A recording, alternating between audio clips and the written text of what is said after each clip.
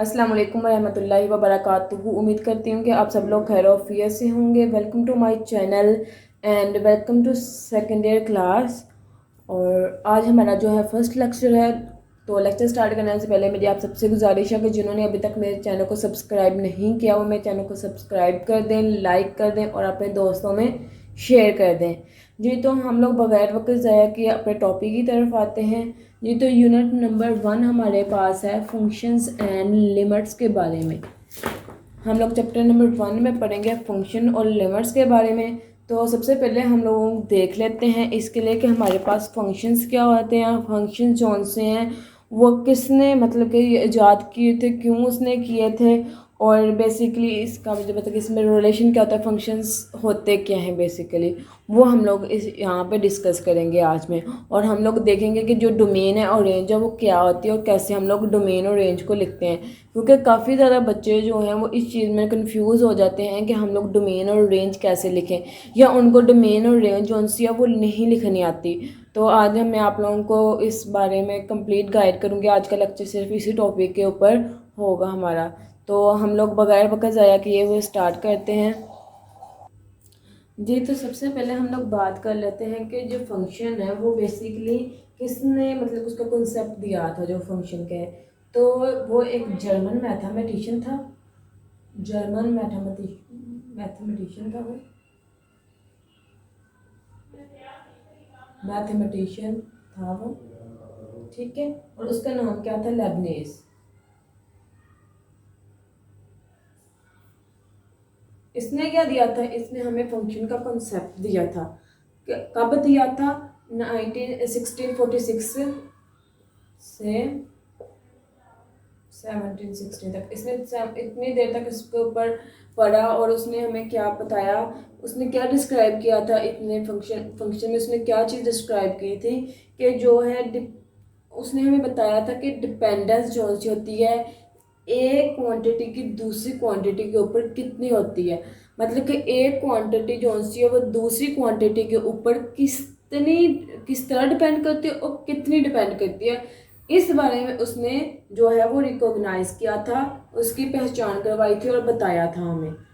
जैसे कि और इसने मतलब कि और इसमें हम लोग फंक्शंस में पढ़ते हैं रिलेशन। रिलेशन के बारे में कि एक क्वांटिटी का दूसरी क्वांटिटी के साथ क्या रिलेशन, या मैथ में एक वेरिएबल का दूसरे वेरिएबल के साथ क्या रिलेशन है, वो हम लोग बेसिकली इसमें स्टडी करते हैं। जैसे कि मैं आप लोगों को यहाँ पे बताऊं रिलेशन, जैसे कि हम लोग अगर हम डेली लाइफ से अगर कोई एग्जांपल लेना चाहें रिलेशन की, तो हम लोग ले सकते हैं कि जैसे कि लगा लें आप ब्रदर सिस्टर का रिलेशन लगा लें, ठीक है। ब्रदर और सिस्टर का रिलेशन लगा लो, ब्रदर का लगा लो, या फिर आप लोग ब्रदर और सिस्टर का नहीं लेना चाह रहे तो आप लोग फादर और सन का ले लो। ब्रदर सिस्टर के बजाय फादर और सन का ज़्यादा बेस्ट है, ठीक है। इस तरह बहुत ज़्यादा रिलेशन होते हैं। अब फादर का और सन का आपस में क्या रिलेशन है, वो बेटा है, वो बाप है, ठीक है ना। तो इसका क्या मतलब है, इसी तरह जो फंक्शंस में जो रिलेशन होते हैं वो भी क्या हो रहे होते हैं कि एक फंक्शन एक्स का दूसरे फंक्शन वाई पर के ऊपर क्या मतलब उसका रिलेशन बनता है। एक्स ऑन वाई भी आप लोग उसको लिख सकते हैं, एक्स ऑन वाई भी, ठीक है। एक वेरिएबल, क्योंकि दोनों वेरिएबल है ना हमारे पास, एक्स भी वेरिएबल है, वाई भी। इसके अलावा भी हमारे पास वेरिएबल्स में ए बी सी भी आ सकते हैं और इसके अलावा और भी आ सकते हैं जो हमारे पास रिलेशन है। तो अब बेसिकली हम लोग अगर फंक्शन की डेफिनेशन देखते हैं तो फंक्शन की डेफिनेशन में उन्होंने हमें दो तरह डेफिनेशन बताई हुई है। एक तो मैं आप लोगों को डेफिनेशन इसके बताती हूँ कि देखें, एक तो मैंने आप लोगों को जस्ट सिंपल बता दें कि एक फंक्शन का दूसरे फंक्शन तक, मतलब एक फंक्शन का दूसरे फंक्शन के आपस में क्या रिलेशन है उसको हम क्या कहते हैं, फंक्शन। मतलब वो रिलेशन क्या मतलब बोलते हैं उसको फंक्शन। अब उसको फंक्शन एक रिलेशन है, ठीक है ना। एक क्वांटिटी का दूसरी क्वांटिटी पे डिपेंड होना क्या है, वो रिलेशन है। और रिलेशन में अब आप लोगों को बताऊंगी कि एक रिलेशन है वो किस वक्त फंक्शन होगा, ठीक है। और फंक्शन में अब हमारे पास दो क्वांटिटीज होती हैं, दो वेरिएबल्स होते हैं। बेसिकली दो वेरिएबल्स होते हैं, एक हमारे पास डिपेंडेंट वेरिएबल होता है और दूसरा हमारे पास इंडिपेंडेंट वेरिएबल होता है। एक हमारे पास डिपेंडेंट वेरिएबल होता है और एक हमारे पास कौन सा होता है, इंडिपेंडेंट वेरिएबल होता है। और हमारे पास जो x होता है वो हमेशा क्या होता है, डिपेंडेंट वेरिएबल होते हैं, और y जो सा होता है डिपेंडेंट होता है। फॉर एग्जाम्पल यहाँ पर मैं एक इक्वेशन लिख देती हूँ, y is equal to x plus one. ठीक है, तो इसका क्या मतलब है कि जो y की वैल्यू है, सारी होल की होल वैल्यू क्या है, वो किसके ऊपर डिपेंड कर रही है, x की वैल्यू पर डिपेंड कर रही है। कि अगर x की वैल्यू यहाँ पे हम लोग सपोज करें 0 पुट कर दे तो हमारे पास y 1 हो जाएगा, 1 पुट कर दे y 2 हो जाएगा। तो क्या हो रहा है कि ये जो y के सारी वैल्यूज हैं वो किस पे डिपेंड हो रही हैं, x की वैल्यू पे। और x क्या है, इंडिपेंडेंट वेरिएबल है, कोई भी हम लोग इसमें से वेरिएबल ले सकते हैं। ठीक है, 1 2 3 4 0 से लेके आप लोग जहां तक मर्जी आप लोग इसके जो है वेरिएबल वो आप ले सकते हैं। लेकिन आप लोगों ने यहाँ पे देखना है y को देखना है कि y क्या होगा, y डिपेंडेंट होगा। क्योंकि ये क्या करेगा, यहाँ पे हम y ये नहीं कह सकते हम y1 ले लेते हैं, y2 y3 y4। ठीक है, क्योंकि इसलिए नहीं हम लोग ले सकते क्योंकि y क्या है, ये एक डिपेंडेंट फंक्शन है, ये क्या कर रहा है, डिपेंड कर रहा है। ठीक है, अब देखें, अब ये एक मैंने रिलेशन लिख दिया y का x प्लस वन के साथ। अब ये रिलेशन कब एग्जिस्ट करेगा वो हम लोग आप लोगों को बताती हूँ फंक्शन से। मतलब कि ये जो रिलेशन है हमारे पास, यहाँ पर मैं दोबारा लिख देती हूँ कि ये फंक्शन कब होगा, y is equal to x plus one जो है वो कब हमारे पास फंक्शन होगा। ये हमारे पास एक रिलेशन है, ये रिलेशन जो सा है कब हमारे पास फंक्शन होगा। तो आप लोगों ने याद रखना है कि जब हमारे पास x की कोई यूनिक वैल्यू आएगी ना, हर फंक्शन, अब एक सेट है उसमें एक फंक्शन है, ये एक रिलेशन, उसमें जो x की वैल्यू है, ठीक है, वो मैक्सिमम आप लोग मतलब जो x की वैल्यू वो यूनिक होनी चाहिए। और जो हमारा डिपेंडेंट वेरिएबल है वो हमेशा सिंगल पावर के साथ होना चाहिए, डबल पावर के साथ नहीं होना चाहिए। मतलब कि उसकी जो हाईएस्ट पावर है वो 1 होनी चाहिए, इससे ज्यादा नहीं होनी चाहिए, इसकी ज्यादा कम हो सकती है इंडिपेंडेंट की। लेकिन आप लोगों की जो डिपेंडेंट की जो पावर है, हाईएस्ट पावर है, वो 1 होनी चाहिए आप लोगों के पास। ये आप लोगों का क्या है, एक इसका रूल है, ये आप लोगों ने याद रखना है फंक्शन के लिए। एक फंक्शन, एक रिलेशन का फंक्शन होगा जब उसमें जो डिपेंडेंट की वैल्यू है वो 1 होगी। ठीक है, अब देखें, अब फॉर एग्जांपल और दूसरी बात क्या होगी कि एक रिलेशन जोन है उसको हम फंक्शन कब कहेंगे, जब मतलब उसके अंदर जितने भी एलिमेंट्स, हर एलिमेंट्स के लिए एक यूनिक नंबर होगा। अब फॉर एग्जांपल मैं कहती हूँ कि मैं यहाँ पे x को पुट कर देती हूँ 0। ठीक, तो x को जब मैं 0 पुट करूंगी तो y हमारे पास क्या हो जाएगा, 1 हो जाएगा। x को 1 पुट करूंगी तो y की वैल्यू क्या आ जाएगी, हमारे पास 2 आ जाएगी। इसका क्या मतलब है कि देखें, हमारे पास x की हम लोगों ने एक यूनिक वैल्यू रखी है, मतलब कि एक मतलब कि बार बार ये रिपीट नहीं हो रही। यूनिक वैल्यू वो होती है कि जो रिपीट ना बार बार हो, जैसे 0 1 है, 2 है, 3 है, 4 है, 5 है। ठीक है, ये रिपीट ना हो, जब हम लोग उसको फंक्शन में पुट करें तो वैल्यूज क्या है वो रिपीट नहीं होनी चाहिए हमें। तो जब वो वैल्यूज रिपीट नहीं होंगे तब हम उसको कह देंगे कि वो क्या है, वो रिलेशन क्या है, वो एक फंक्शन है। अब देखें, अगर हम लोग देखते हैं, अगर एक और एग्जांपल हम लोग देखें, हम ले लें y square equal to x. ठीक, हम लोग ने y square is equal to ले लिया, ये एक्स ले लिया। अब देखें यहाँ पे अगर हम लोग देखते हैं, अगर हम लोग y की वैल्यू जो है वो x की वैल्यू जो है 1 ले लेते हैं। ठीक, तो यहाँ पे वाई स्क्वायर किसके इक्वल आ जाता है, 1 के। तो जब हम लोग दोनों साइडों पे इसका लेंगे, स्क्वायर रूट लेंगे, तो y इक्वल आ जाएगा स्क्वायर रूट 1 के, जो कि सॉरी प्लस माइनस के। जब हम लोग स्क्वायर रूट दोनों साइडों पे लेते हैं तो ये जो जब इधर स्क्वायर कट जाएगा तो दूसरी साइड पे क्या आ जाएगा, स्क्वायर, अंडर रूट में क्या आ जाएगा, वो स्क्वायर आ जाएगा। अगर हम इस तरह का फंक्शन ले लेते हैं, y square is equal to x square. ठीक है, ये भी प्लस माइनस में आ गया। तो यहाँ पे अगर हम लोग ले लेते हैं 2x इज इक्वल टू 2 ले लेते हैं तो ये 2 का स्क्वायर आ जाएगा। 2 का स्क्वायर 4 होता है, तो y स्क्वायर क्या आ जाएगा, 2 इसके इक्वल आ जाएगा। अब जब हम लोग y का दोनों साइडों पे हम लोग स्क्वायर रूट अप्लाई करेंगे तो ये हमारे पास प्लस माइनस 2 आएगा। इसका क्या मतलब है कि जो y की वैल्यूज आ रही है हमारे पास कितनी आ रही हैं, 2 आ रही हैं। अब देखो जब ये 2 वैल्यूज आ रही है तो ये इसका मतलब ये यूनिक वैल्यू, ये यूनिक तो नहीं ना होगी। हमारे पास जो है y की वैल्यू जो है वो यूनिक होनी चाहिए। एक तो मैंने आप लोगों को इसकी निशानी ये बता दिया कि यहाँ पे y हमारे पास हमेशा 1 होगा। y की हाईएस्ट पावर कितनी होगी, 1 होगी, देन ये फंक्शन होगा। दूसरी बात मैंने आप लोगों को ये बताई थी कि जो x के हर एलिमेंट है वो यूनिक होना चाहिए, और जब हम लोग उसको y में पुट कर रहे हैं तो वहाँ हमारे पास दो मतलब के ये डबल नहीं होना चाहिए। देखिए यहाँ पे x की वैल्यू जो हम लोगों ने 2 ली, एक्स स्क्वायर यहाँ पे लिया, x की वैल्यू 2 स्क्वायर ली, x हम लोगों ने 1 लिया, तो हम लोगों ने यहाँ पे जो है एक वैल्यू इसकी ली, ठीक है ना, x1 लिया, लेकिन y की वैल्यू क्या आ गई, +-1। तो ये क्या है, यूनिक नहीं रहे, हमारे पास यूनिक नहीं। यहाँ पर हमारे पास 2 आंसर आ गए। जब हमारे पास 2 आंसर आ जाएंगे इसका मतलब है कि ये रिलेशन हमारे पास यूनिक नहीं रहेगा। तो जब ये रिलेशन जो है, जब इसमें वैल्यूज रिपीट हो जाएंगे, +-2 प्लस और -2 आ जाएगा, देन क्या होगा, हमारे पास ये रिलेशन नहीं, सॉरी फंक्शन ये नहीं रहेगा, ये फंक्शन फिर नहीं रहेगा। y की हमारे पास हमेशा वैल्यू 1 होनी चाहिए। जब हमारे y की वैल्यू 1 होगी देन ये हमारे पास फंक्शन होगा, अदरवाइज दूसरे केस में ये हमारे पास फंक्शन नहीं होगा। एट अ टाइम हमारे पास जो है y की एक वैल्यू आनी चाहिए, y की 3-4 वैल्यूज नहीं आनी चाहिए, ना ही y क्यूब हो सकता है, ना ही y। देखिए सारी बात अब यहाँ से देखिए, जब हमारे पास y स्क्वायर हो जाएगा देन ऑटोमेटिकली हमारे पास जो x की वैल्यूज 2 आएंगी, जैसे यहाँ पे आ रही हैं, जैसे यहाँ पे आ रही, प्लस माइनस जो आ रहा है √1 आ रहा है, प्लस माइनस आ रहा है हमारे पास 2, ठीक है। तो क्या हम कह सकते हैं इसको कि ये हमारे पास फंक्शन नहीं है। अब हम लोग इसकी डोमेन और रेंज की बात करते हैं।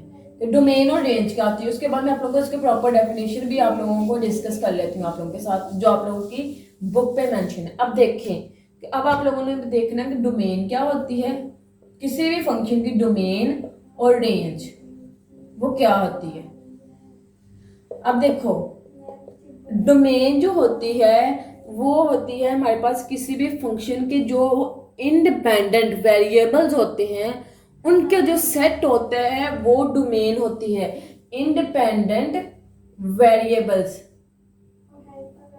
ठीक है, इंडिपेंडेंट वेरिएबल्स के जो सेट्स होंगे ना, मतलब जो इंडिपेंडेंट वेरिएबल्स में जो एलिमेंट्स होंगे, जो सेट्स होंगे, वो हमारे पास क्या होंगे, डोमेन ऑफ द फंक्शन होंगे। और जो रेंज ऑफ द फंक्शन है वो उसमें क्या आएगा, हमारे पास डिपेंडेंट वेरिएबल्स के सेट आ जाएंगे, या फिर डिपेंडेंट वेरिएबल्स के आप लोग इसको एलिमेंट भी बोल सकते हैं। जितने भी एलिमेंट्स होंगे, जितने भी एलिमेंट्स डिपेंडेंट वेरिएबल्स में होंगे वो हमेशा हमारे पास फंक्शन की रेंज आएगी, और जितने भी एलिमेंट्स हमारे पास डोमेन में होंगे वो क्या आएंगे, मतलब डोमेन में जितने भी एलिमेंट्स आएंगे वो इंडिपेंडेंट वेरिएबल्स होंगे। इंडिपेंडेंट वेरिएबल्स के सेट कह लो या फिर आप उसको एलिमेंट्स कह लो, जितने भी एलिमेंट्स होंगे इंडिपेंडेंट वेरिएबल्स के वो डोमेन होंगे, जितने भी एलिमेंट्स या सेट जो होंगे डिपेंडेंट वेरिएबल के वो हमारे पास रेंज होगी फंक्शन की।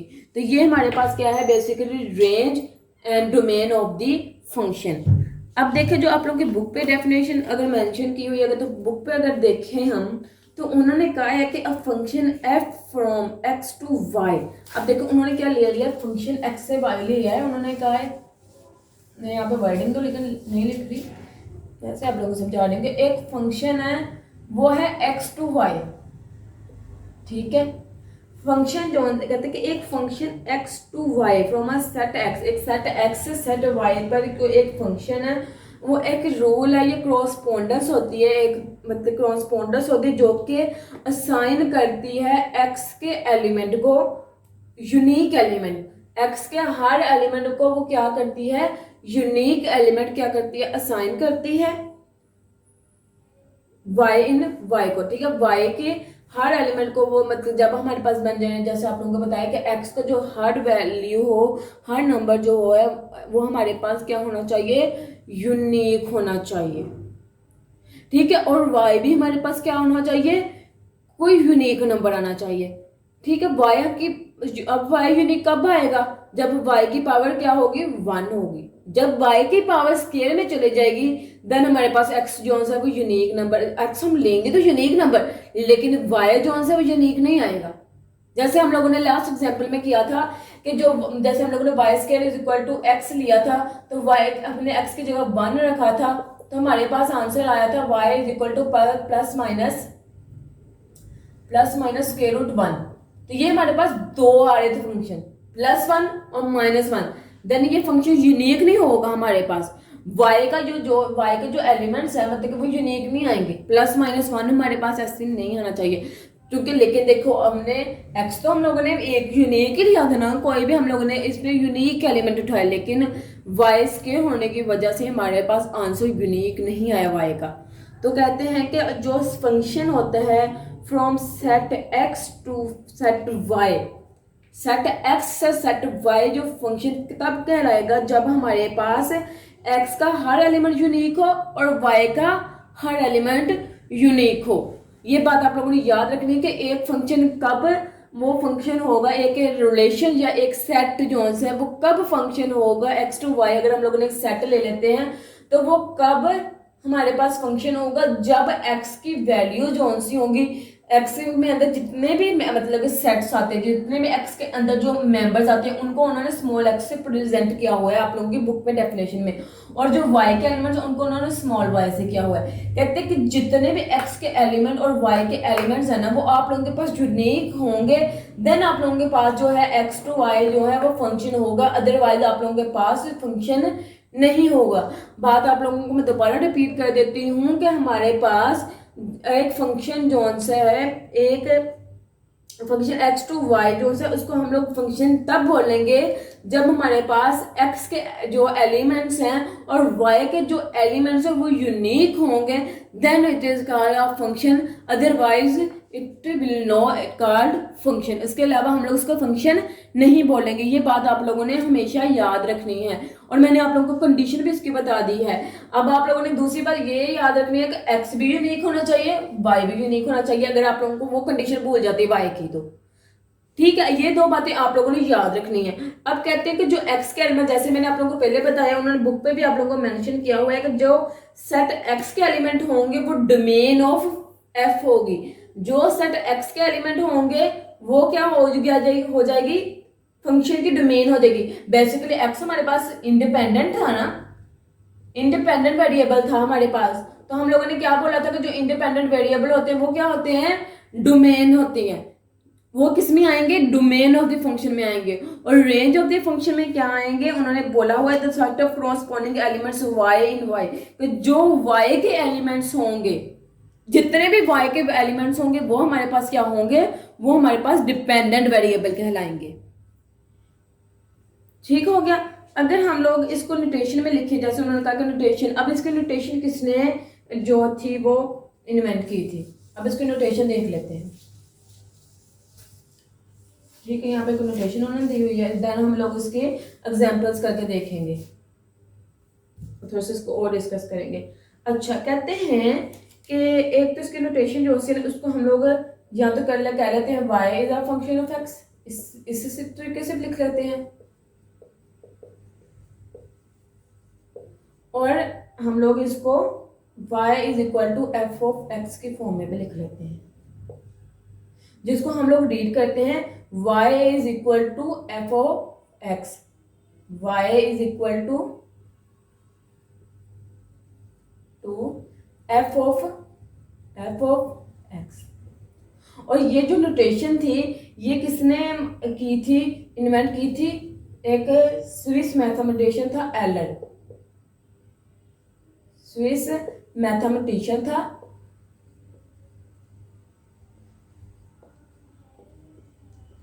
उसका नाम क्या था, एलर था। और उसने 1707 से लेके 1783 तक काम किया। तो चलो बहुत आप लोग उसकी मे बी वो डेट ऑफ बर्थ हो तो आप लोग इसको छोड़ें, आप लोगों ने ये चीज़ याद रखनी है कि ये किसने इन्वेंट किया था।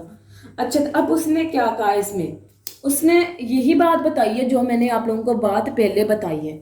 उसने हमें क्या कहा है कि अगर एक वेरिएबल y वो डिपेंड कर रहा है, एक फंक्शन एक वेरिएबल y है वो डिपेंड करता है वेरिएबल x के ऊपर इन सच अ वे कि जो वैल्यू हो x की वो डिटरमाइन करे वन वैल्यू ऑफ y, मतलब कि जो x की वैल्यू है वो y की वैल्यू को डिटरमाइन करे। फॉर एग्जाम्पल जैसे उन्होंने कहा है कि जो आप लोगों ने क्या करना है कि एक वेरिएबल है आप लोगों के पास y, ठीक है, और दूसरा वेरिएबल है वो डिपेंड, अच्छा एक y है, मैंने आप लोगों को हमेशा यही बात आगे मैंने आप लोगों को बताई थी, मैंने आपको नोटेशन चेंज कर लेते हैं, एक्स स्क्वायर प्लस 1 ले लेते, चलो 2 ले लेते हैं। तो उन्होंने कहा है तो जो आप लोगों के पास वेरिएबल y होगा वो हमेशा क्या होगा, डिपेंडेंट वेरिएबल होगा, और डिपेंड किसके ऊपर करेगा, x के ऊपर करेगा। इन सच अ वे दैट मतलब कि इस तरीके से कि जो हर वैल्यू होगी x की वो क्या करेगी, डिस्क्राइब करेगी सिर्फ एक वैल्यू को, ठीक है। मतलब कि हम लोगों ने यूनिक वैल्यू लेनी है, जैसे कि हम लोग x 0 ले रहे हैं, ठीक है, 1 ले लें, 2 ले लें, 3 ले लें, 4 ले लें, ठीक हो गया हम लोग। लेकिन हम लोग इसमें +-1 +-2 इकट्ठे नहीं ले सकते, ठीक है, हम लोग इसमें इकट्ठे ये नहीं ले सकते, हम लोगों ने यूनिक एलिमेंट्स लेने हैं, और वो जो यूनिक एलिमेंट्स होंगे वो क्या करेंगे, किसको डिस्क्राइब करेंगे, हमारे y को। y मैंने आप लोगों को बताया था पहले भी, मैं दोबारा फिर रिपीट करती हूँ कि y हमारे पास हमेशा डिपेंडेंट वेरिएबल होता है और x जो सा होता है वो इंडिपेंडेंट वेरिएबल होता है।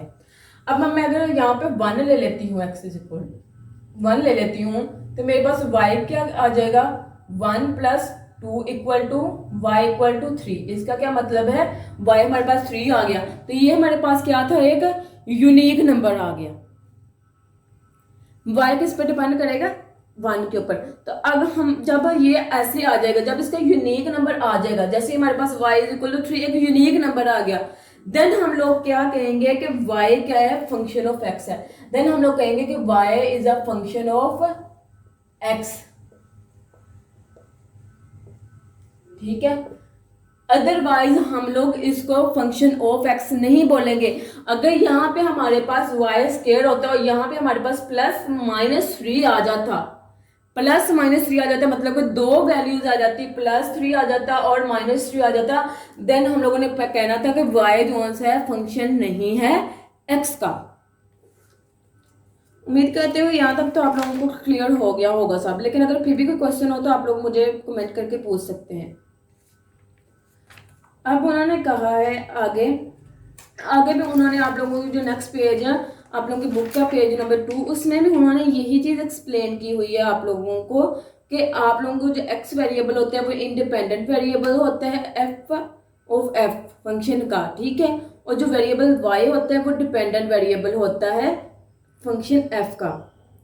और कहते हैं कि अगर आप लोगों के पास फंक्शन में वेरिएबल्स रियल नंबर्स आ जाते हैं, देन आप लोग उसको बोल सकते हैं कि जो आप लोगों का फंक्शन है वो real valued function of real function है, रियल नंबर्स है, कि वो आप लोगों का क्या है, फंक्शन क्या है, वो रियल वैल्यूड फंक्शन है।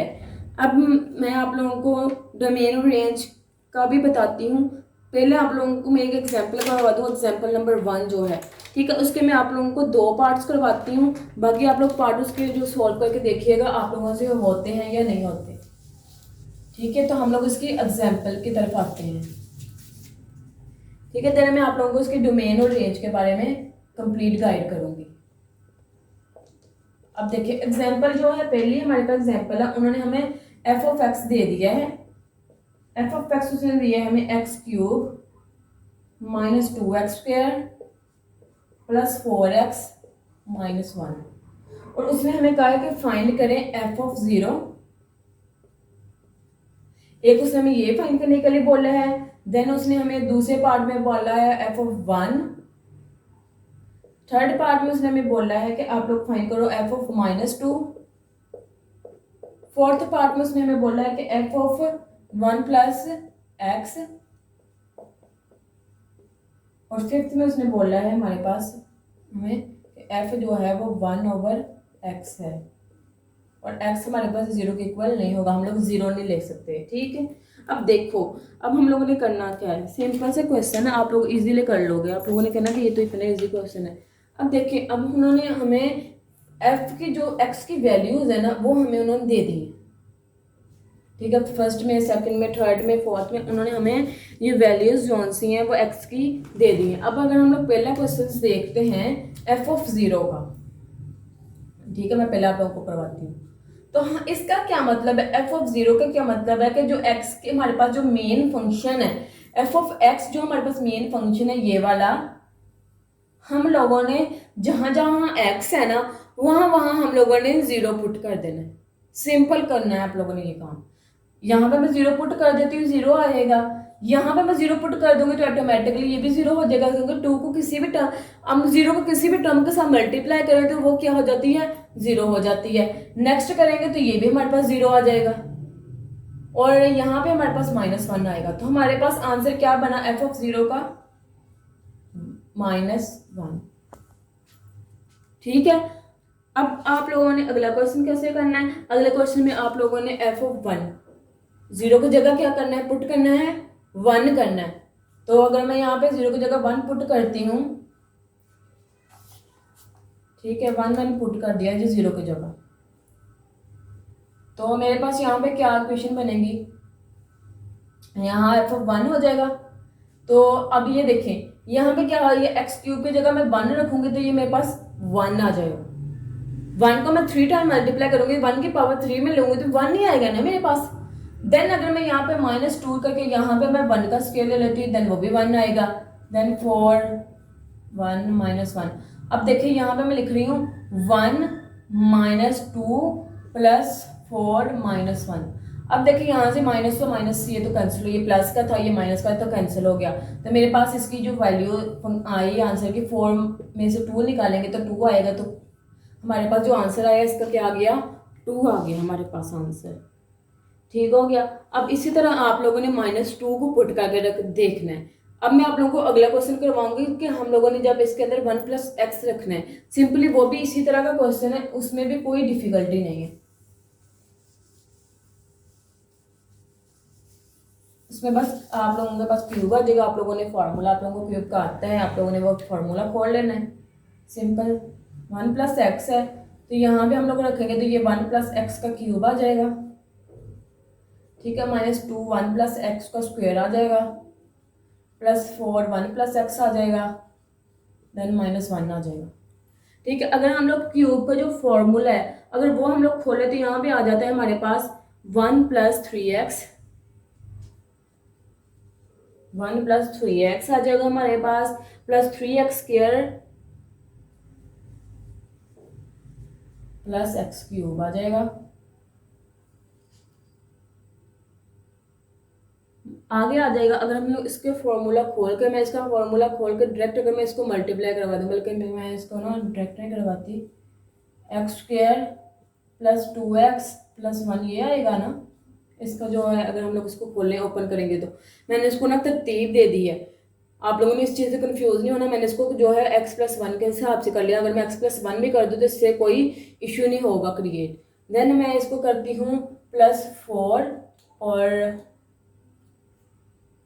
+4x और -1, ठीक है। अब मैं ऊपर करती हूँ इसको सोल्व फर्दर,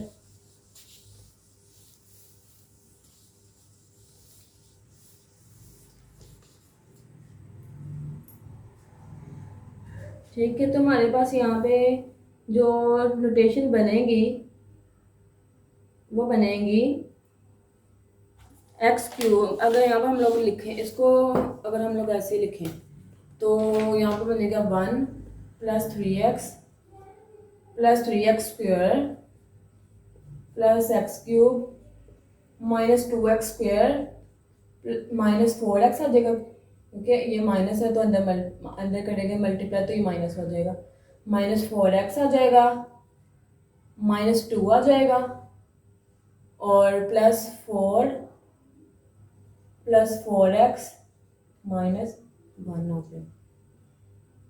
देखिए यही हमारे पास टर्म्स आएंगी ना। तो जब ये हमारे पास टर्म्स आ जाएंगी देन हम लोगों ने अगला जो है प्रोसीजर वो क्या करना है। अब देखिए हमारे पास यहाँ पे x² और ये 2 रकमें हैं, तो यहाँ से अगर हम लोग पहले हम लोग x³ लिख लेंगे, ठीक है। देन हम लोग क्या लिख लेंगे, एक्स स्क्वेयर वाली। तो ये हमारे पास क्या है, यहाँ पे एक्स स्क्वेयर बच जाएगा क्योंकि ये माइनस हो रहे हैं। देन हम एक्स वाली देखेंगे, ये है एक, ये है और एक ये तो कैंसिल हो जाएंगी आपस में ना। देन हमारे पास सिर्फ प्लस 3x बचेगा ना, और यहाँ से 1 और 1 कैंसिल हो गया, तो यहाँ पे हमारे पास सिंपल -2 बच गया।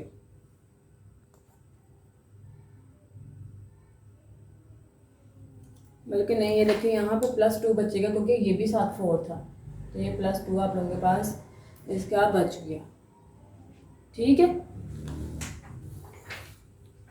अब देखो, अब ये हमारे पास क्या आ गया, ये इसका टोटल आंसर आ गया क्योंकि उन्होंने हमें सिंपली क्या कहा था कि आप लोगों ने 1 + x को रख के आप लोगों ने सॉल्व कर लेना।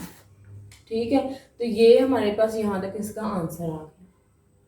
अब हम लोग नेक्स्ट अगर इसका देखें पार्ट 5th वाला,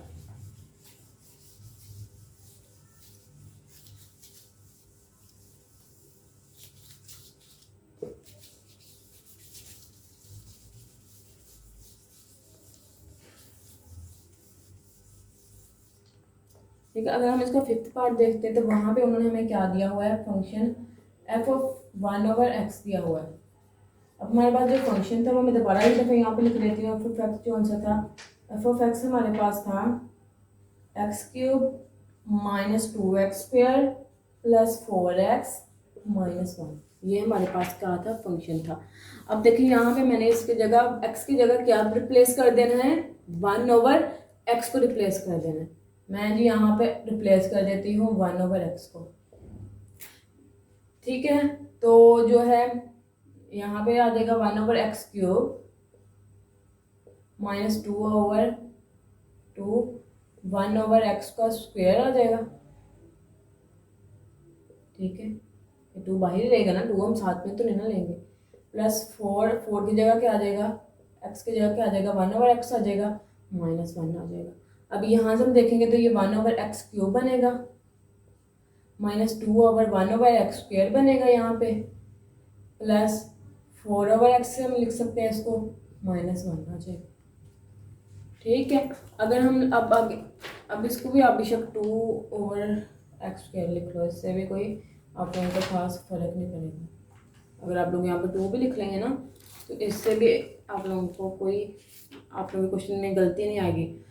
तो आप लोगों ने यहाँ तक इसको सॉल्व करना है क्योंकि बेसिकली उसने हमें क्या कहा था कि आप लोगों ने सिर्फ इसके फंक्शंस की वैल्यू रखी, आप लोगों ने इसके आंसर्स निकाल देने हैं। तो इसी तरह आप एक ने मैंने आप लोगों को करवाया f-2 वाला, आप लोगों ने -2 का भी रख के देख लेने हैं कि क्या आंसर आते हैं। अब हम लोग इसकी नेक्स्ट एग्जाम्पल करते हैं जो कि हमारे पास डोमेन और रेंज के अकॉर्डिंग है। तो अब हम लोग देखते हैं कि क्या आता है हमारे पास आंसर। ठीक है, अब हमारी जो एग्जाम्पल जो 2 है वो इसमें हम लोगों को क्या फाइंड करना है, एग्जाम्पल नंबर 2 में मैं आप लोगों को इसलिए एग्जाम्पल्स करवा रही हूँ ताकि आप लोगों को जो है वो अच्छी तरह से समझ आ जाए कि फंक्शंस क्या होते हैं, डोमेन और रेंज से हम लोगों ने कैसे लिखने। क्योंकि बहुत ज़्यादा जो स्टूडेंट्स हैं ना इस चीज़ में गलती करते हैं कि उनको जो है फंक्शन की डोमेन और रेंज ही लिखने नहीं आती, तो वो इस चीज़ में बहुत ज़्यादा गलती करते हैं। ये तो हम लोगों को उन्होंने पहला क्वेश्चन दिया हुआ है f(x), उन्होंने हमें क्या दे दिया है, x², और उन्होंने हमें क्या दिया है जी, फाइंड करो डोमेन और range of the function, domain and range of the function. ठीक है, अब हम लोगों ने क्या करना है, सबसे पहले हम लोगों ने कहना है कि f(x) जो है वो डिफाइंड होता है हर रियल नंबर पे। देखो अगर हम लोग रियल नंबर 1 से स्टार्ट करते हैं, अब 1 2 3 4 5 6, देखिए हम जहाँ तक भी लेके जाएंगे, देखो 1 अगर हम लोग 1 का स्केयर लेते हैं 1 आ जाएगा, 2 का स्केयर लेंगे 4 आ जाएगा, 4 भी रियल नंबर है। ठीक है, और उसके बाद हम लोग 3 ले लेंगे तो 9 आ जाएगा, देन ये रियल नंबर है। यहाँ पे जितने भी यहाँ हम नंबर रखते जाएंगे वो सारे क्या आते जाएंगे, हमारे पास रियल आते जाएंगे। तो मैं इसका सोल्यूशन में लिखती हूँ कि देखें, मैं इसका सोल्यूशन लिखने लगी हूँ, तो मैंने इसका सोल्यूशन में लिखा, सोल्यूशन में कि जो एफ ऑफ एक्स है वो डिफाइंड है एवरी रियल नंबर एक्स के ऊपर। जो एफ है, एफ ऑफ एक्स है, वो किस डिफाइंड है every real number of x, मतलब कि हर रियल नंबर पे वो क्या है, वो हर रियल नंबर ऑफ एक्स पे वो क्या है, डिफाइन हो रहा है। ठीक है, अगर हम लोग यहाँ पे 1 ले लेंगे देन वो भी डिफाइन होगा, क्योंकि फंक्शन है यहाँ पे, फंक्शन के 2 वैल्यूज तो कहीं नहीं ना आएंगे, हमारे पास सिंगल वैल्यू फंक्शन की आएगी ना। मैंने आप लोगों को क्या निशानी बताई थी कि एक रिलेशन जो सा है, ये एक सेट कह लो, फंक्शन कब होगा जब हमारे पास उसकी जो वैल्यू है वो क्या होगी, 1 होगी। मतलब कि जो हमारे पास x की वैल्यू जो होगी वो यूनिक होगी, देन हमारे पास फंक्शन क्या होगा, हमारे पास वो फंक्शन होगा, वो जो है रिलेशन होगा वो हमारे पास क्या होगा, फंक्शन होगा। जैसे अगर मैं यहाँ पर कह दिया कि एफ ऑफ एफ जो एक्स स्क्वायर, तो हम लोगों ने कह दिया कि जो एफ ऑफ एक्स है वो डिफाइन होता है एवरी रियल नंबर ऑफ, मैंने यहाँ पर नंबर नहीं लिखा, सॉरी, मैं एन ओ के साथ शो कर रही हूँ नंबर को, ठीक है, every real number of x के ऊपर। अब देखो, अब हम लोगों ने इसकी ये लिखनी है जी डोमेन। ठीक है, अब एक चीज उन्होंने और लिखी है कि अगर देखो हर रियल नंबर ऑफ एक्स के ऊपर F of x x square is non negative real number. अच्छा, जब नॉन नेगेटिव भी होंगे, देखो जब -1 होगा, अगर -1 अगर नॉन नेगेटिव रियल नंबर भी हम मतलब रियल नंबर लेते हैं, वैसे तो रियल नंबर्स में ज्यादातर आते हैं सारे नॉन नेगेटिव है, जो कि पॉजिटिव, मतलब कि जो पॉजिटिव नहीं होते, पॉजिटिव होते हैं, सॉरी, वो होते हैं। तो हम लोग जितने भी पॉजिटिव नंबर्स हैं वो सारे किस में आते हैं, रियल नंबर्स में। तो उन्होंने क्या कह दिया कि जो एक्स स्क्वायर होगा वो नॉन नेगेटिव रियल नंबर्स होगा, रियल नंबर में हमेशा क्या आएंगे, नॉन नेगेटिव आएंगे। ये आप लोगों ने बात याद रखनी है। तो फिर हम लोग इसकी डोमेन क्या लिखेंगे, डोमेन क्या लिखेंगे इसकी। अब देखो, मैंने कहा था डोमेन क्या होती है, आप लोगों को मैंने बताया था कि डोमेन होती है हमारे पास फंक्शन जो है, फंक्शन के जो डिपेंडेंट पोर्शन है, डिपेंडेंट क्या है, ये वाला है ना, तो जो डिपेंडेंट का सेट होगा वो क्या होगा, हमारे पास डोमेन होगी। अब डोमेन इसकी क्या बनेगी, set of all real number. ये मैं लिख देती हूँ इसकी, ये क्या है, इसकी डोमेन है। अब देखो, जैसे जैसे मैंने डोमेन को, मैं यहाँ पे डिपेंडेंट वेरिएबल को पुट करती गई, तो मेरे पास क्या आता गया, नॉन नेगेटिव नंबर आते गए। देखो यहाँ पे अगर मैं -1 भी लिखूंगी तो ये भी पॉजिटिव 1 में हो जाएगा, अगर मैं -1 भी लेती हूँ, ठीक है, अगर -2 भी लूंगी देन 4 में हो जाएगा। मतलब कि जो इसकी रेंज होगी, जो एक्स एफ ऑफ एक्स, अगर मैं यहाँ पे -1 ले लेती हूँ, 1 ले लेती हूँ, कोई भी रियल नंबर में ले लेती हूँ, चाहे वो मैं नेगेटिव लेती हूँ, चाहे मैं वो नॉन नेगेटिव लेती हूँ, चाहे मैं यहाँ पे फंक्शन को नेगेटिव ले लूँ, चाहे मैं पॉजिटिव रियल नंबर ले लूँ, मेरे पास दोनों सूरतों में आंसर क्या आएगा, नॉन नेगेटिव रियल नंबर आएगा। ठीक हो गया, ये बात आप लोगों ने याद रखनी कि चाहे मैं यहाँ पे -1 ले लेती, चाहे 1 ले लेती, मेरे पास एक्स स्क्वायर होने की वजह से यहाँ पे क्या आ गया, फंक्शन क्या आया, रियल नंबर बने, नॉन नेगेटिव रियल नंबर बने। तो मैं इसके रेंज में लिख सकती हूँ कि जैसे जैसे मैंने इसको पुट किया तो मेरे पास जो y का आंसर था, या जो इंडिपेंडेंट वेरिएबल का आंसर था, वो क्या आया, set of non negative real number. मतलब कि सारे जो क्या थे वो नॉन नेगेटिव थे, कोई भी उसमें नेगेटिव रियल नंबर नहीं आया। ठीक है, ये मैंने इसको लिख दिया। अब देखें, अब आप लोगों ने कहना है, अब मतलब कि इस यहाँ पे तो आप लोगों को समझ आ गई कि जब आप लोगों के पास कोई इस तरह का क्वेश्चन आएगा तो आप लोगों ने इस तरह इसको सोल्व करना है, उसकी डोमेन लिखनी है। फिर हम लोगों ने इसकी डोमेन को, जैसे कि इसकी जगह मैंने क्या किया, अगर मैंने x की जगह 1 रखा, मेरे पास आंसर क्या आया, 1 आया। मैंने -1 रखा, देन में 1 आया। मैंने 2 रखा, मेरे पास 4 आया। मैंने -2 रखा, मेरे पास 4 आया। तो मेरे पास जो रेंज थी इसको रेंज के आंसर जितने भी आए वो क्या आए, नॉन नेगेटिव आए। तो मैं इसकी रेंज में क्या लिख दूंगी कि ये क्या है, नॉन नेगेटिव है। तो रेंज में कौन से सारे एलिमेंट्स आते हैं, सेट आते हैं जो कि हमारे पास इंडिपेंडेंट वेरिएबल के होते हैं। इंडिपेंडेंट वेरिएबल के जितने भी हमारे पास एलिमेंट सेट्स होंगे वो क्या होंगे, हमारे पास किसमें आएंगे, हमारे पास इंडिपेंडेंट के जितने भी मतलब कि जो सेट होगा वो हमारे पास रेंज होगी, जो डोमेन होगी वो एक्स के सारे एलिमेंट होंगे। अब हम लोग नेक्स्ट एग्जांपल करते हैं, आप लोगों को और ज़्यादा ये चीज़ें क्लियर होंगी। और फिर हम लोग एक्सरसाइज के क्वेश्चन जो हम नेक्स्ट लेक्चर में करेंगे, देन आप लोगों को फिर वो और भी चीज़ें क्लियर हो जाएंगी, आप लोगों को पता चल जाएगा। हमारी जो नेक्स्ट एग्जाम्पल है वो आती है लेट एफ ऑफ एक्स जो आंसर है वो है हमारे पास, निकाल लेट ऑफ एग्जाम्पल नंबर 3 आती है हमारे पास। लेट एफ ऑफ एक्स जो आंसर है वो हमारे पास है एक्स ओवर एक्स स्क्वेयर -4। तो उन्होंने कहा है कि फाइंड करो domain and range of x. Find domain and range of x.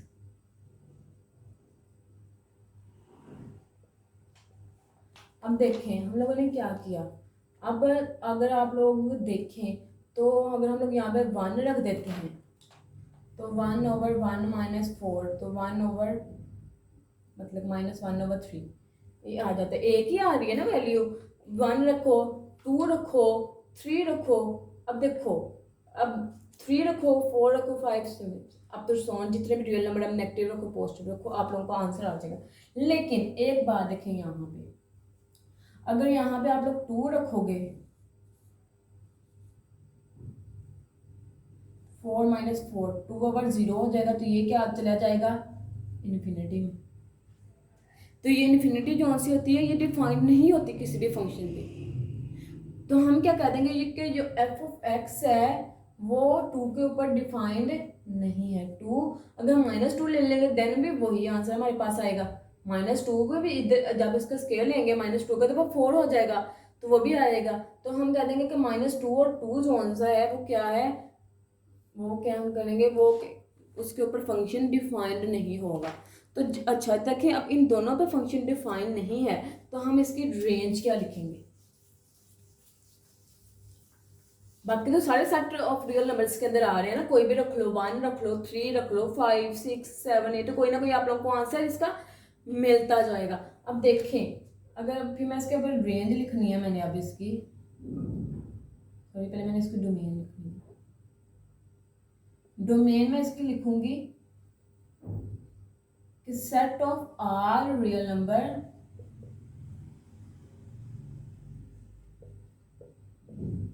Expect 2 और -2, मतलब -2 और 2 के अलावा जितने भी रियल नंबर्स हैं वो सारे इसमें आएंगे, वो सारे इसकी क्या होंगे, डोमेन होंगे। क्योंकि हम 1 रख लें, 3 रख लें, 5 रख लें, हमें आंसर कोई ना कोई मिलता जाएगा। ठीक है। और अब इसकी रेंज लिखनी है हम लोगों ने, तो रेंज हम कैसे लिखेंगे। अब देखें रेंज लिखेंगे तो 2 और -2 तो वैसे आएगा ही नहीं, उससे आंसर हमारे पास इन्फिनिटी आ जाएगा। तो हम कह देंगे जैसे ही हम लोग सेट ऑफ रियल नंबर्स मतलब कि लिखते जाएंगे तो हमारे पास आते भी तो रियल नंबर्स आएंगे ना। 1/2, 1/3, 1/4 अगर आ जाता है हमारे पास, या कोई भी आ जाता है -1/3, तो सारे क्या आ जाते हैं, आते जाएंगे हमारे पास रियल नंबर आते जाएंगे। तो हम लोग कह देंगे कि इसकी डोमेन क्या है, सेट ऑफ रियल नंबर।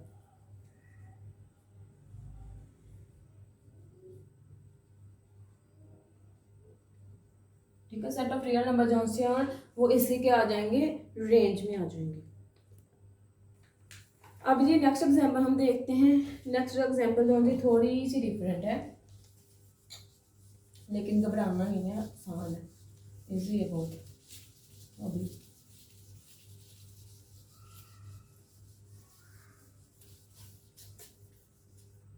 ठीक है, तो यहाँ पे मैं इसके जो लेती हूँ एग्जांपल नंबर 4, तो उसमें हम लोगों को एफ ऑफ एक्स क्या दिया हुआ है, x² -9। अच्छा, अब हम लोगों ने क्या किया है, कहते हैं कि हम लोग इंटरवल देख लेते हैं। हमारे पास जो मतलब कि जो स्क्वायर रूट है ना वो है नेगेटिव जो है टेन होगा उसमें। ठीक है, फॉर एग्जांपल देखो, इसके अलावा अगर हम लोगों ने एक इंटरवल लेते हैं -3 से, -3 जो है वो है छोटा है x से, x छोटा है 3 से, तो ये स्क्वायर ऑफ नेगेटिव नंबर। अब देखिए इसका क्या मतलब है, इसके अलावा इसको पुट करने के अलावा हमारे पास हम जितने भी नंबर्स पुट करेंगे ना, तो हमारे पास जो स्क्वायर रूट है या तो वो मतलब वो ज़्यादातर उसमें हमारे पास नेगेटिव नंबर्स इंक्लूड होते जाएंगे। फॉर एग्जाम्पल यहाँ पे आप 2 ले लोगे, 2 2 ज़ा 4 तो हमारे पास नेगेटिव आएगा ना स्क्वायर रूट। उसके बाद अगर 1 ले लेते हैं, 3 ले लेते हैं, तो वो 3 तो मतलब उसके ऊपर तो वैसे ही 0 हो जाएगा ना। देन अगर आप लोग ले लेते हो 4, 16 माइनस 9, देन भी आप लोगों के पास ये जो पॉजिटिव आ जाएगा, लेकिन स्क्वायर रूट में आएंगे आप लोगों के पास। ठीक है, तो आप लोगों ने देखो क्या करना है,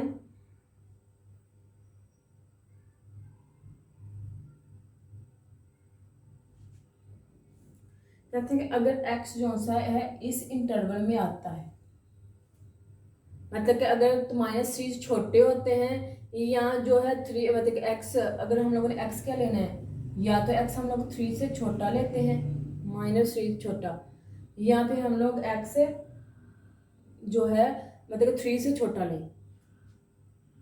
-3 जो आंसर है वो क्या है, x से छोटा है ना, और x किससे छोटा है, 3 से। तो हम लोगों ने जो है ग्रेटर देन 3 लेने हैं और लेस देन 3 लेने हैं। देखिए अगर हम लोग -3 ले लेते हैं, तो -3 भी हमारे पास x से क्या होना चाहिए, छोटे होने चाहिए। मतलब कि -3 x जो है वो हमारा -3 और 3 से क्या होना चाहिए, छोटा होना चाहिए। अगर इस इंटरवल में कहते हैं कि अगर हम लोग ले लेते हैं ना कि हमारे तन हमारे पास क्या आएंगे, नेगेटिव आएंगे, नेगेटिव स्क्वायर रूट आएगा। आप लोगों को समझ नहीं लगी हुई होगी, मैं आपको दोबारा एक्सप्लेन कर देती हूँ।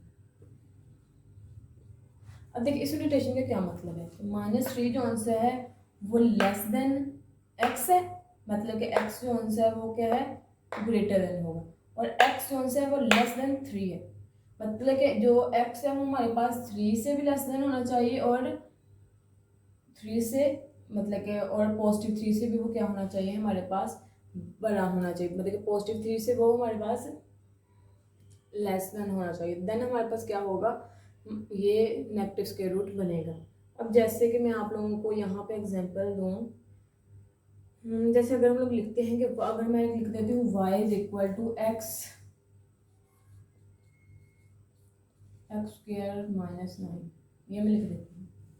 तो यहाँ पे y इज इक्वल टू क्या आ जाएगा, अगर मैं यहाँ पे 3 लिखूँगी, 3 3 9, -9 कितना हो जाएगा, 0 हो जाएगा, y की वैल्यू 0 आ जाएगी। अगर मैं -9 रखती हूँ तो यहाँ पे भी जो है पॉजिटिव 1 हो जाएगा, पॉजिटिव 9 होगा, तो ये भी वैल्यू क्या आ जाएगी, 0 की तरह। तो मतलब कि y की दोनों वैल्यूज, मतलब कि जब हम 3 पुट करते हैं तो हमारे पास जो वैल्यू y की वैल्यूज जो उनसे आ जाती हैं। उसके अलावा अगर हम कोई भी वैल्यू पुट करेंगे, या तो हमारे पास नेगेटिव स्क्वायर रूट बनेगा, या हमारे पास क्या होगा, पॉजिटिव स्क्वायर रूट ऑब्टेन होगा। तो अब हम लोगों ने इसकी क्या डोमेन लिखनी है कि जो x है वो हमारे पास रियल नंबर से बिलोंग करना चाहिए, और x जो है वो मेरे पास या तो फिर वो ग्रेटर देन और इक्वल टू क्या हो, हमारे पास 3 हो, 3 से छोटा नहीं होना चाहिए। या तो वो 3 से जो है मतलब कि हमारे पास 3 से अगर छोटा होगा तो वो हमारे पास नेगेटिव स्क्वायर रूट में चला जाएगा। हमारे पास जो x है वो या तो बराबर हो 3 के, या फिर x से वो बड़ा हो, या 3 4 5 6 हो, या फिर उससे के बराबर हो, हमारे पास माइनस में नहीं होनी चाहिए। ठीक है, x को -3 से भी बड़ा होना चाहिए, और x को 3 से भी बड़ा होना चाहिए, या तो बराबर होना चाहिए या बड़ा होना चाहिए। तो इसकी डोमेन अगर हम लोग लिखें, अब इस चीज़ को छोड़ दें, इस चीज़ ने आप लोगों को काफ़ी कंफ्यूज करना है, तो आप लोग इसको छोड़ के आप लोग सिंपल देखो कि हमारे पास है x स्क्वायर -9। अब आप लोगों ने इसकी डोमेन लिखनी है।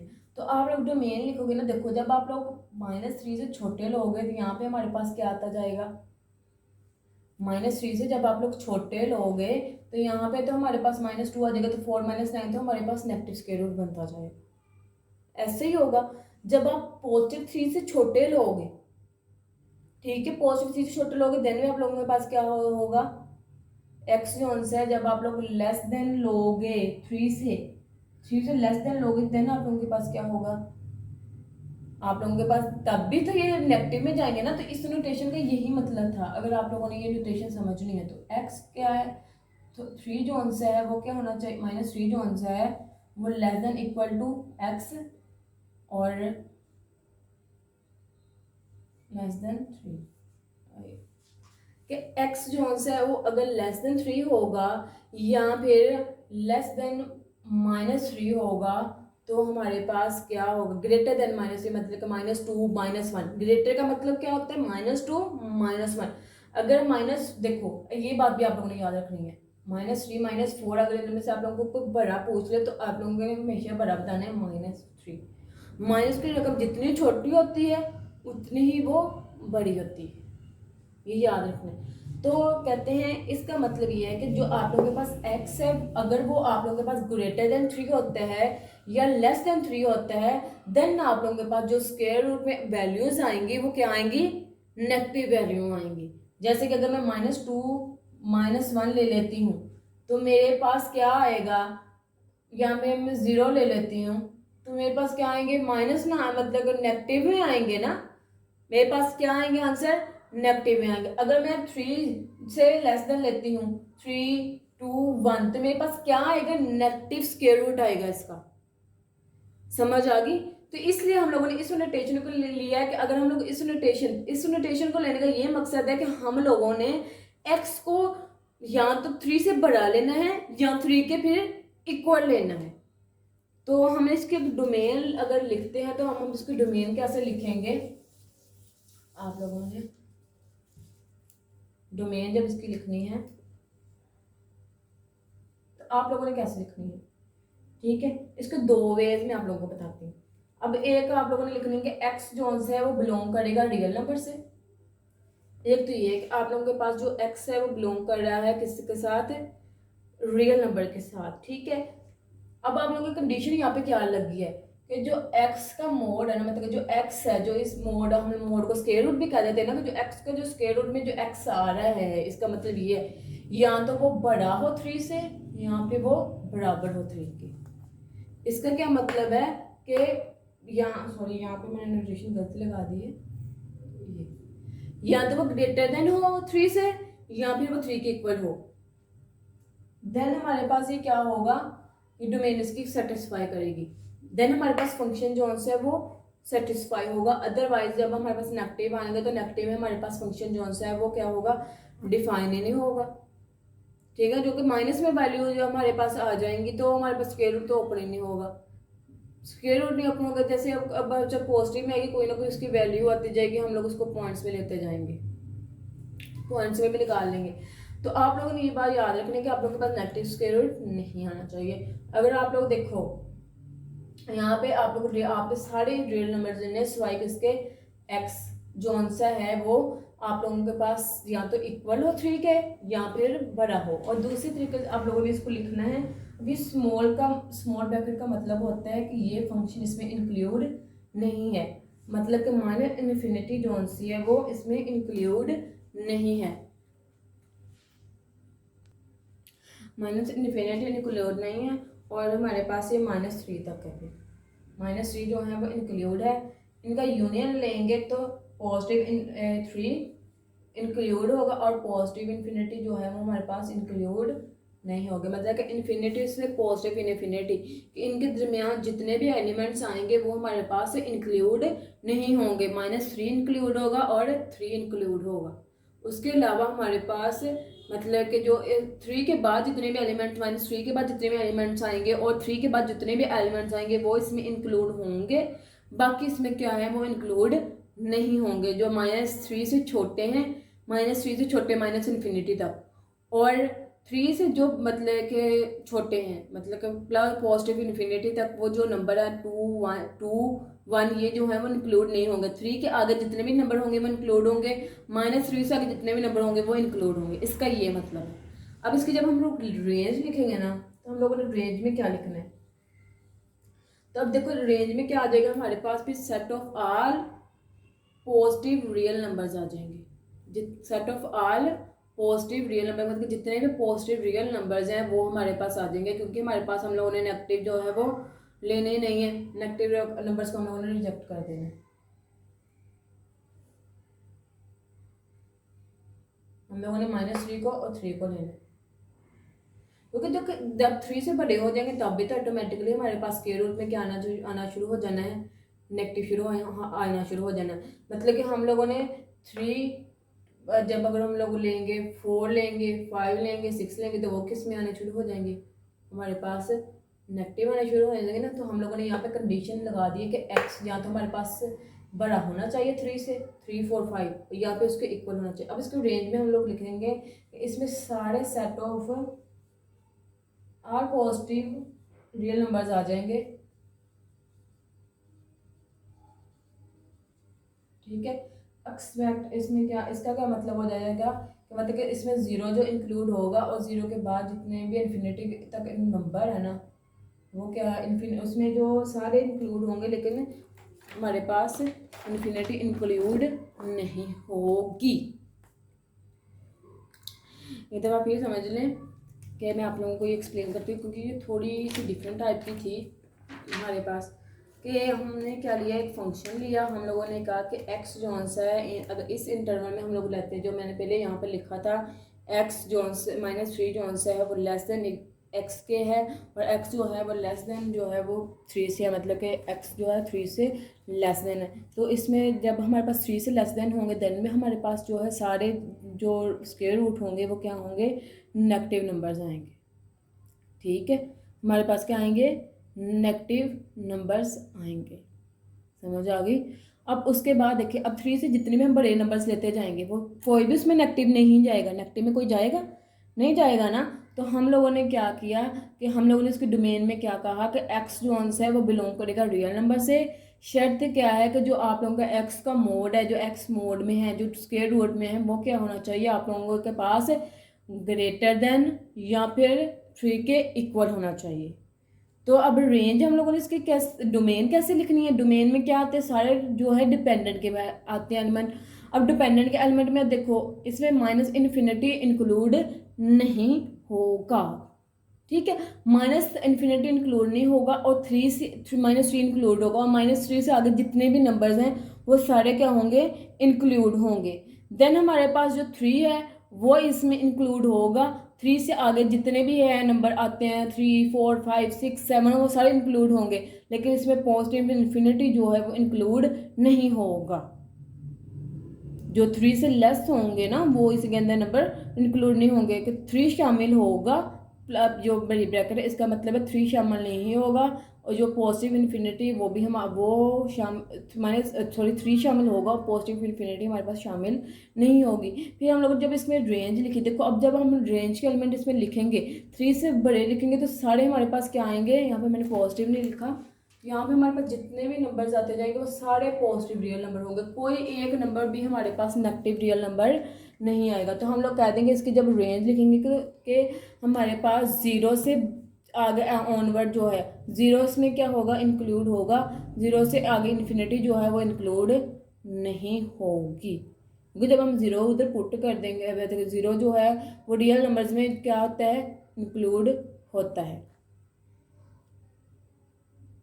तो इसकी रेंज हमारे पास क्या आएगी, बेसिकली इसकी रेंज जो आएगी हमारे पास वो -0 से माइनस इन्फिनिटी तक आ जाएगी। क्योंकि देखो अब अगर हम लोग 0 भी इसमें लिखते हैं तो हमारे पास -9 तो 9 का स्क्वायर रूट हमारे पास 3 आ जाता है, तो -3 इसका क्या आ जाएगा, एलसीएम आ जाएगा ना। जब इसके अंदर अब हम इसका स्क्वायर रूट खत्म करेंगे तो ये क्या आ जाएगा, -3 आएगा। तो ये सिर्फ इसमें सिर्फ ये -3 जो है वो इंक्लूड होगा, बाकी हम देखो -3 जो इंक्लूड होगा मैंने आप लोगों को बताया कि वो हमारे पास उसके डोमेन में लाई कर रहा है, तो इसलिए 0 इंक्लूड होगा। 0 के बाद जो है वो पॉजिटिव इन्फिनिटी तक हमारे पास कोई नंबर जो है वो इंक्लूड नहीं होगा, मतलब पॉजिटिव इन्फिनिटी 0 से पीछे जितने भी नंबर आते हैं -1 जो से -3 के अलावा जितने भी, क्योंकि 0 का जब हमने ऐड किया तो वो -3 आया जब हमने 0 को उधर पुट किया, तो इसका मतलब 0 इंक्लूड हो गया, ठीक है। उसके अलावा मतलब 0 को छोड़ के 1 2 मतलब जैसे 1 हो गया 2 हो गया 3 को तो नहीं लेंगे, क्योंकि हमने उसको हम लोगों ने ये कंडीशन दे दिया कि जो है एक्स जो सा है वो ग्रेटर देन और इक्वल टू 3 होना चाहिए। तो 4 5 6 जो से माइनस के जितने भी एलिमेंट्स होंगे वो इसके अंदर इंक्लूड नहीं होंगे अप टू पॉजिटिव इन्फिनिटी। समझ आ गई है आप लोगों को इस चीज़ की? अगर आप लोगों को इस चीज़ की नहीं ना समझ आई होगी, अगर आप लोगों को चाहते हो कि नहीं हमें इस चीज़ की अच्छी तरह से समझ नहीं आई, देन आप लोगों ने मुझे कमेंट करके पूछ लेना कि मतलब इसका क्या मकसद है, कैसे हम लोगों ने इसको किया है। देन अगर आप लोग को हम क्वेश्चन करेंगे ना आगे हम, तो हम लोग इसको मज़ीद और सीखेंगे इसको कि हम लोगों ने कैसे लिखने हैं। आप लोगों को मैं और अगर आप लोगों को नहीं समझ आए ना, मैं आप लोगों को किसी और वे से भी इसको ना समझा दूँगी। बस आप लोगों ने ये फीडबैक लाजमी दे देंगे आप लोगों को समझ आई है इसकी या नहीं आई। अगर कोई भी पॉइंट आप लोगों का कहीं से भी क्लियर नहीं हुआ, देन आप लोगों ने मुझे बताना है कि यहाँ से हमें पॉइंट क्लियर नहीं हुआ, यहाँ से हमें दोबारा बता देंगे कि डोमेन कैसे लिखनी है, रेंज कैसे लिखनी है। तो आप लोगों के एक्सरसाइज में भी इसके रिलेटेड क्वेश्चन हैं, तो आप लोग उधर से जब करोगे ना तो आप लोगों की मज़ीद प्रैक्टिस हो जाएगी कि आप लोगों ने इसकी डोमेन को और रेंज को किस वे से लिखना है। तो आप लोगों ने एक दफ़ा लाजमी इनको सॉल्व करके खुद देखना है कि आप लोगों को इसकी कितनी % समझ आई है, देन आप लोगों ने मुझे बताना है। ये तो यहाँ तक हम अपना लेक्चर जो सा है वो आज वाइंड अप करेंगे। बाकी जो है हम लोग इंशाल्लाह नेक्स्ट लेक्चर में देखेंगे।